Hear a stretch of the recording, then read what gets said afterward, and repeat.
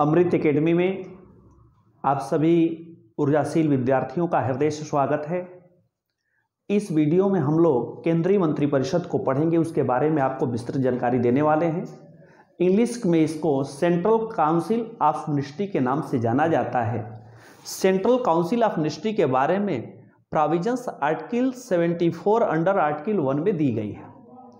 ध्यान दें, इसका मुख्य कार्य क्या है? समय समय पर राष्ट्रपति को मंत्रणा देना, सलाह देना और राय देना, क्योंकि इन्हीं के माध्यम से राष्ट्रपति अपने काम को करता है। इस मंत्रिपरिषद का हेड प्रधानमंत्री होता है।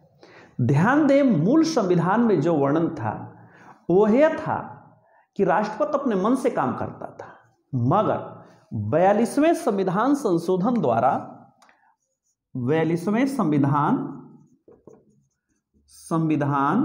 संशोधन द्वारा 1976 में यानी 42 अमेंडमेंट द्वारा 1976 में प्रावधान दिया गया क्या कि राष्ट्रपति मंत्रिपरिषद के सलाह के अनुसार कार्य करेगा।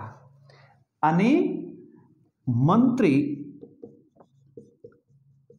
परिषद के सलाह के अनुसार कार्य करेगा।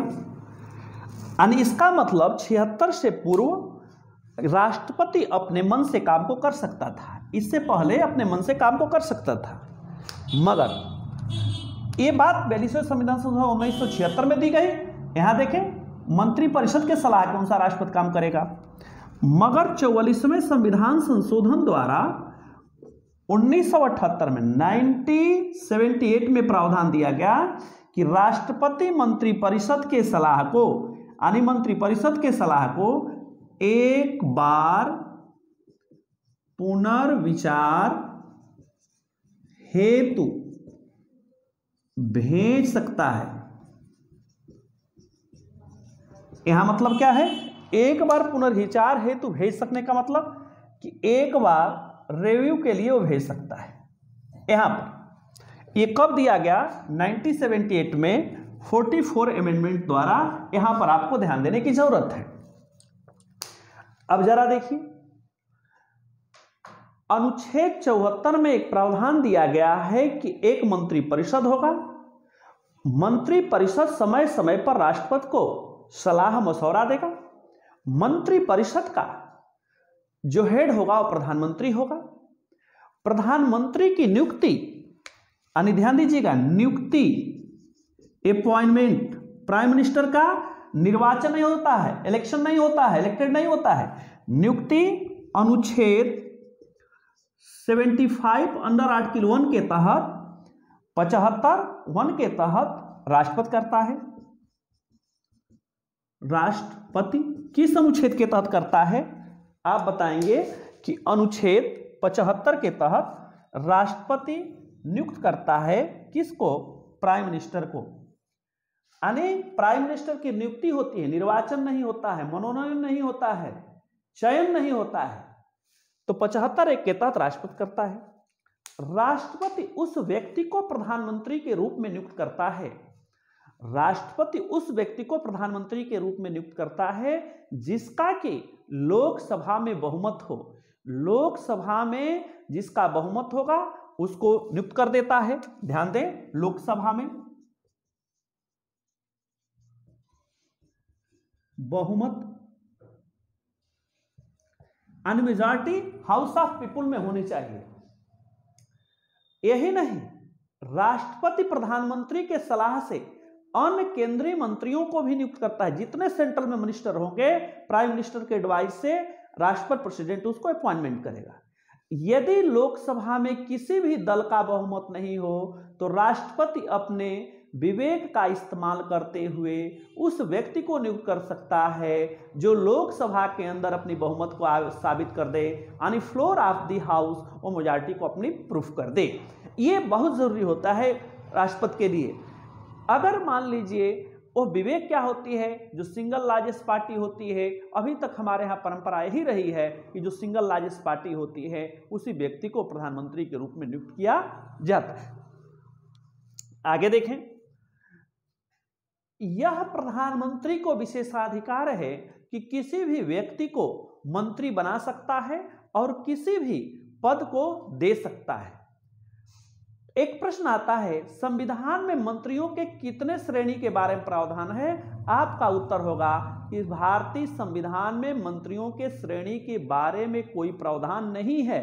यह प्रधानमंत्री के विवेकाधीन शक्ति पर निर्भर करता है कि वो कितने श्रेणी के मंत्री को बनाता है। प्रायः हमारे यहाँ प्रधानमंत्री 3 श्रेणी के मंत्री बनाते हैं। पहले को कहते हैं कैबिनेट मंत्री, दूसरे को कहते हैं राज्य मंत्री। अब राज्य मंत्री में आप देखें 2 होते हैं, 2 तरह के, कैबिनेट मंत्री के सहायक और राज्य मंत्री स्वतंत्र प्रभार, इंडिपेंडेंस मिनिस्टर जो है, और तीसरा होता है उप मंत्री।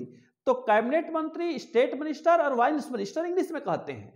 अब कैबिनेट मंत्री क्या होता है? मंत्रियों में किसी विभाग का अध्यक्ष होता है। यह प्रायः जब कैबिनेट की बैठक होती है तो प्रधानमंत्री सहित कैबिनेट रैंक के मंत्री ही भाग लेते हैं, बाकी कोई नहीं लेता है। लेकिन अगर कोई व्यक्ति राज्य मंत्री है, उसको स्वतंत्र प्रभार दिया गया है, तो जब इसको आमंत्रित किया जाएगा कैबिनेट के बैठक में भाग लेने के, सरल शब्दों में जो किसी स्वतंत्र विभाग के मंत्री को मंत्रालय दिया गया है, अगर उसकी बैठक होगी तो जाहिर सी बात है उसमें यह भाग ले सकता है, लेकिन बाकी किसी मंत्री पद के भाग नहीं ले सकता है। और उप मंत्री हमेशा कैबिनेट मंत्री के अधीन रहकर ही कार्य को करते हैं। यह है। अब प्रश्न आता है, क्या मंत्री परिषद किसके प्रति उत्तरदायी होते हैं सामूहिक रूप से? तो जब पूछा जाएगा कि मंत्री परिषद सामूहिक रूप से उत्तरदायी होती है, तो आप बताएंगे लोकसभा के प्रति। ये सामूहिक रूप से उत्तरदायी मंत्री परिषद किसके प्रति होती है? लोकसभा के प्रति। यदि कोई मंत्री परिषद के निर्णय से असंतुष्ट होता है तो कभी भी अपना त्यागपत्र राष्ट्रपति को दे सकता है। यदि प्रधानमंत्री अपना त्यागपत्र दे देता है तो संपूर्ण मंत्री परिषद का त्यागपत्र माना जाता है। समय समय पर प्रधानमंत्रियों ने अपने समकक्ष किसी नेता को योगदान को देखते हुए देश का उप प्रधानमंत्री भी बनाया है। जैसे देश के प्रथम उप प्रधानमंत्री बनने वाले व्यक्ति कौन थे? सरदार वल्लभ भाई पटेल, पंडित जवाहरलाल नेहरू ने बनाया था। उसके बाद एक श्रृंखला थी चल चुकी थी, देवीलाल जी बने और चौहान जी बने, कई लोग बने, लेकिन अंतिम जो व्यक्ति हैं उप प्रधानमंत्री बनने वाले वो है लाल कृष्ण आडवाणी। तो ये प्रधानमंत्री के विवेक पर निर्भर करता है। अब प्रश्न उठता है कि मंत्री परिषद और मंत्रिमंडल में अंतर क्या है? प्रायः इसमें विद्यार्थी जो परीक्षार्थी है उलझ कर रह जाता है, खासकर वनडे परीक्षा का विद्यार्थी या फर्स्ट टाइमर यूपीएससी के देने वाले विद्यार्थी। ध्यान दीजिए, मंत्री परिषद का ही छोटा भाग मंत्रिमंडल होता है। क्या अंतर है? मंत्री परिषद में सभी स्तर के मंत्री होते हैं, यानी कैबिनेट मंत्री भी होगा, राज्य मंत्री भी होगा, उप मंत्री होगा मंत्री परिषद में, जबकि मंत्रिमंडल में केवल प्रधानमंत्री और कैबिनेट रैंक के ही मंत्री होते हैं। दूसरा, मंत्री परिषद जो है वह आपके संवैधानिक व्यवस्था है, संवैधानिक संस्था है, जबकि मंत्रिमंडल नहीं है। जबकि निर्णय लेने में मंत्रिमंडल की अहम रोल होती है, यानी नीतिगत कोई निर्णय कौन लेता है? तो आप बताएंगे मंत्रिमंडल लेते हैं। तो जब आप सुनते हैं कैबिनेट की बैठक हो रही है तो मंत्रिमंडल के, जिसमें प्रधानमंत्री सहित केवल कैबिनेट रैंक के मंत्री होते हैं। तो 2 चीजें स्पष्ट मैं कर दूं। पहला, मंत्री परिषद और मंत्रिमंडल में अंतर है। मंत्री परिषद दीर्घ रूप है जिसमें कैबिनेट मंत्री, राज्य मंत्री, उप मंत्री होते हैं। मंत्रिमंडल में केवल कैबिनेट रैंक के मंत्री होते हैं, प्रधानमंत्री।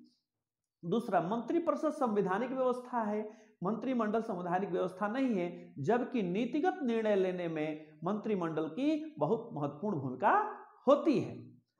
यह जानना बहुत जरूरी है कि दोनों में अंतर क्या है।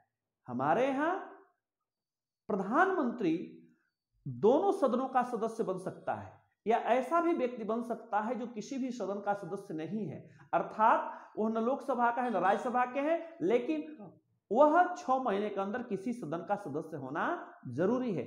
जबकि ब्रिटेन में वही व्यक्ति प्रधानमंत्री बनेगा जो हाउस ऑफ कॉमन का सदस्य हो। जैसे हमारे यहाँ लोकसभा है, वैसे ही वहां पर हाउस ऑफ कॉमन है। जब तक वह लोकसभा का यानी हाउस ऑफ कॉमन का सदस्य नहीं होता, तब तक वहां प्रधानमंत्री नहीं बन सकता। वहां ब्रिटेन की संसदीय व्यवस्था में है। हमारे यहाँ संसदीय व्यवस्था में किसी भी सदन का हो तो बन सकता है, नहीं भी हो तब भी बन सकता है, लेकिन 6 महीने के अंदर उसको किसी भी सदन का सदस्य होना जरूरी है। यह हमारा यहाँ प्रावधान है, हमारे यहाँ प्रोविजंस है। इस प्रकार पूरे मंत्री परिषद को मैंने एक सिस्टमेटिक ढंग से इस वीडियो में देने का प्रयास किया है। अगर आपको अच्छा लगता है, अधिक से अधिक लाइक करें, सब्सक्राइब करें, लोगों के बीच शेयर करें। बहुत बहुत धन्यवाद।